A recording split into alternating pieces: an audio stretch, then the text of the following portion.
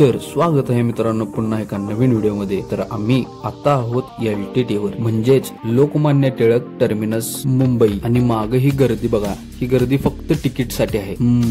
तर हा आहे मी आणि हा माझा मित्र वैभव। तर आम्ही दोघं निघालोय प्रयागराजला महाकुंभ साठी। आमचे तिकीट कन्फर्म झाले नसल्यामुळे आम्ही आता डायरेक्ट चाललोय जनरलचं तिकीट काढून। तर चला मग आमच्या सोबत तुम्हाला पण घेऊन जातो आणि एक मस्त अशी ट्रिप करून आणतो। ठरवलो की दुपारच्या ट्रेननं जायचं आणि ती पकडण्यासाठी आम्ही आता निघालोय प्लॅटफॉर्म नंबर 3 वर। प्लॅटफॉर्मवर आल्यावर इथली गर्दी बघून आम्हाला जर वाटलेला की आम्हाला काय जागा मिळणार नाही, ना जनरल मध्ये ना स्लीपर मध्ये ना AC मध्ये। आणि आश्चर्याची गोष्ट ही की झालंही तसंच, पाय ठेवायला सुद्धा जागा नव्हती, एवढी गर्दी होती ट्रेन मध्ये। अक्षरशः 2 ते 3 मिनिटात पूर्ण ट्रेन फुल झाली होती। मग काय आम्ही आता ठरवलं की जायचं तर रात्रीच्या ट्रेननं। तोपर्यंत आम्ही निवांत झोपून टाकलो आणि बघता बघता कधी 8 वाजले ते कळालं सुद्धा नाही। आणि झाला विषय असा की ह्या ट्रेनला सुद्धा एवढी भयानक गर्दी होती की काय विचारायचा विषय नाही। पण तरी पण मी आणि वैभ्या दोघ जण जाऊन बसलो स्लीपर मध्ये। हा सीट दुसऱ्याची होती, उठायला लागणार माहित होतं, पण तरी पण जाया म्हटल्यावर आता काहीतरी करायला पाहिजे। मग काय स्टेशन बाय स्टेशन गर्दी वाढतच होती। मग आम्ही मिळेल तिथे जागा पकडून कसं तरी ऍडजस्ट करून निघालो। आणि जसं जसं पुढे जाऊ तसं तसं खरोखर गर्दी एवढी वाढत चाललेली की अक्षरशः लोक स्लीपरच्या डब्यामध्ये उभारून येत होते आणि मी आणि वैभ्या इथं बसलेलो वर पंख्याच्या मध्ये। हा डबा स्लीपरचा आहे। लिटरली मी माझ्या आयुष्यात पहिल्यांदा बघतोय की स्लीपरचा डबा एवढा भरलाय आणि मी त्यातनं ट्रॅव्हल करतोय।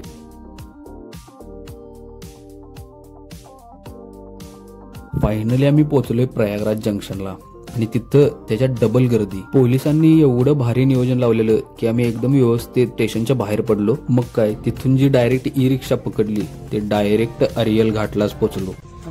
तर फायनली आपण आलोय अरियल घाट पाशी आलो नाही, काय झालं रिक्षा घेतली आम्ही, लांब सोडलं त्यानं आम्हाला आणि त्याला आम्ही विचारलेलं व्यवस्थित कुठं आम्हाला सप्पाई गंडोला आहे 2 किलोमीटर लांब सोडला, इथनं अजून 2 किलोमीटर अजून चालत जायचं आहे। 100 मीटर सांगितलं सांगताना सांगितलं की 100 मीटर लांब आहे आणि इथं आल्यावर पण तसंच म्हणाला। मग मी मॅपवर बघितल्यावर मग कळालं की 2 किलोमीटर लांब आहे आणि तुमचे लागलेले आहेत ओंकार संगलगे आणि वैभव।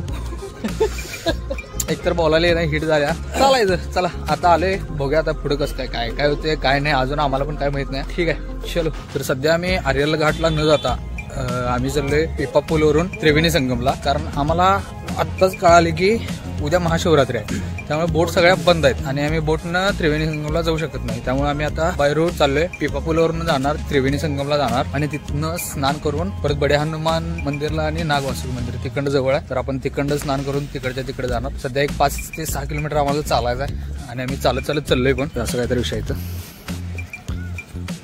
एक विषय म्हणजे थंडी पण आहे, थंडी वाजाल्या, जॅकेट बॅगेत पण आहे, काढणार कोण? ठीक आहे वाजू दे, घालायचं कंटाळा नाही, काढायचा पहिला विषय काढायचा, काढून कोण घालणार त्यापेक्षा उद्या चला अजून एवढं बॅग काढायचं कंटाळा सगळ्यात बॅग एकदम फुल पॅक करून चालले रे।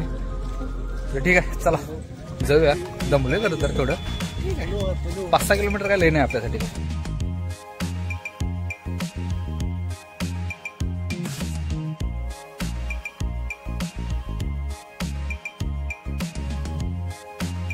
तर आता आम्ही ज्या पिपा पूलवरनं चाललोय तर तिकडे 2 व्हीलर बंद केल्यात आणि चालत तेवढं चालू आहे, तर आता आपण चालत जाऊया।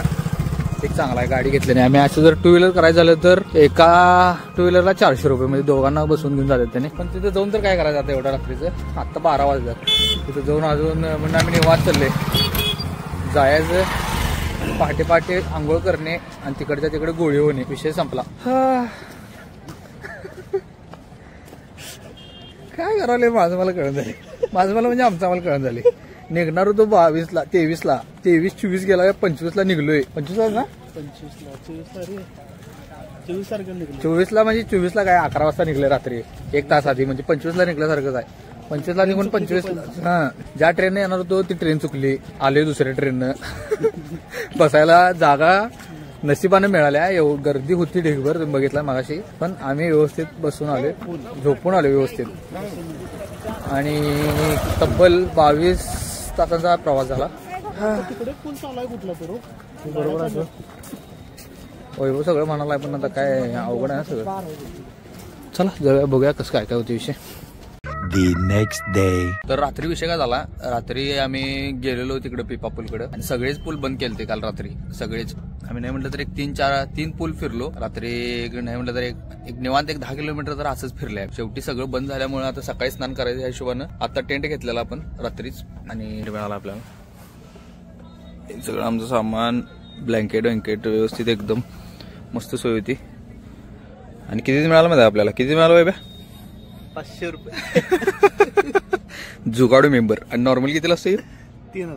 सपला 3000चा टेंट आम्ही 500 रुपये घेतला रात्रभरासाठी. विषय खोल. तर आता झालं, आवरले सगळं. तर इथंच मागं स्नान करायचं कारण बोट्स बंद आहेत सगळ्या. तर इथं स्नान करूया. आणि त्या भावाने आपल्याला मदत केली की बॅग त्याने इथंच ठेवून जावा, तुम्ही काय अडचण नाही, आणि आल्यावर परत घेऊन जावा सांग. तर जाऊया पहिला स्नान करूया आणि लवकर हलायला पाहिजे. काशीला जायचं प्लॅन होता ते आम्ही ड्रॉप केला कारण एवढी गर्दी आहे की नाही. अनेक देऊया आपण बनारस फिरायला निवांत.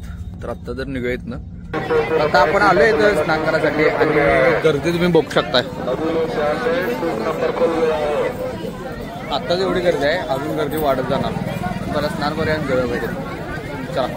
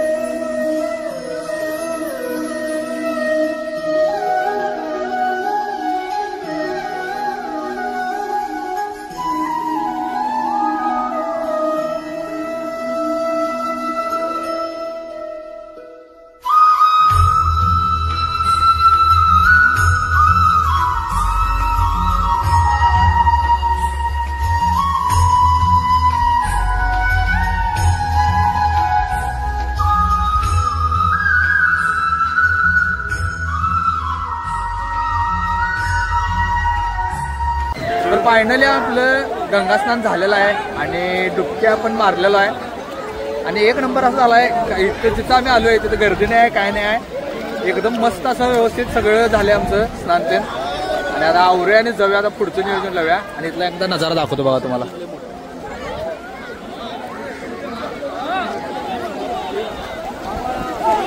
गर्दी त्या साईडला भरपूर आहे, बिना गर्दीचा एक नंबर असा विषय झाला आमचा. तर चला आता जाऊया, बाकीचं पुढचं नियोजन करायचं आपल्याला अजून. तर सगळं स्नान ते आवरून झाले आपलं आणि थोडंसं प्रसाद आणि दर्शन पण घ्यायचं होते, ते पण घेतल्यात. आता चाललोय डायरेक्ट जंक्शनला शिवोकेला. तर जाणार आता ट्रेनचं नियोजन बघूया.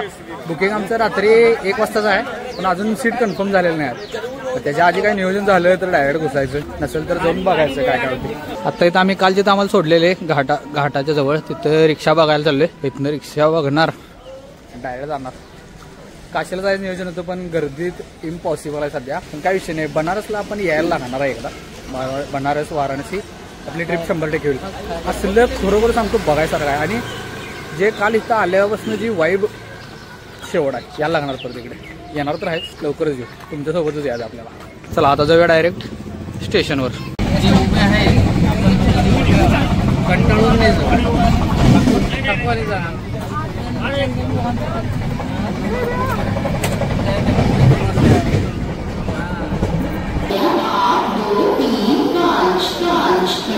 बाबा जगलास तू. अरे बाबा थांबा.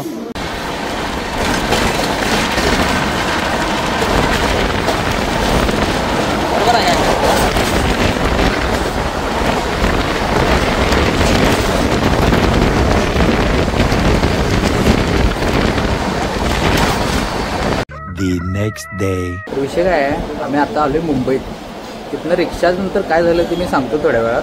पण आता आलोय आम्ही मुंबईत आणि आम्ही काय करावे, जेवायला आलोय. आल्या जस्ट पोचले 5 ते 10 मिनटं आधी. फ्रेश त्यानं झालो, जेवायला आलो. वैभव म्हणला मला एक हॉटेल माहीत आहे, लय भारी आहे. हॉटेल बघून पण भारी वाटले आणि एकदा इथे येऊन जेवून गेला आहे. आणि आता मजा काय झाल्या माहिती आहे का, पुस्तक घेऊन बसला आहे, उशीर झालं. मला मागवायचं काय कळून झाली. मी म्हटलं मग भावा येऊन गेलास तर मागवतो. फिरव लागलाय परीक्षेला अभ्यासाला पुस्तक घेऊन बसल्यासारखं पुस्तक घेऊन बसा.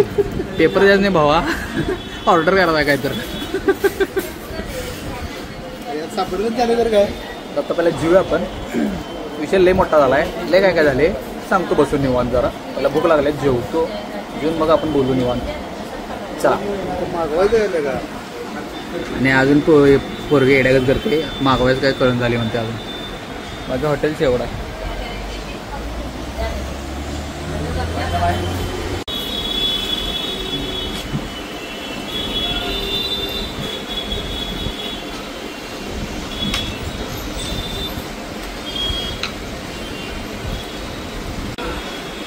शेवटी भावानं कष्ट करून बिर्याणी मागवलाय, व्हेज बिर्याणी.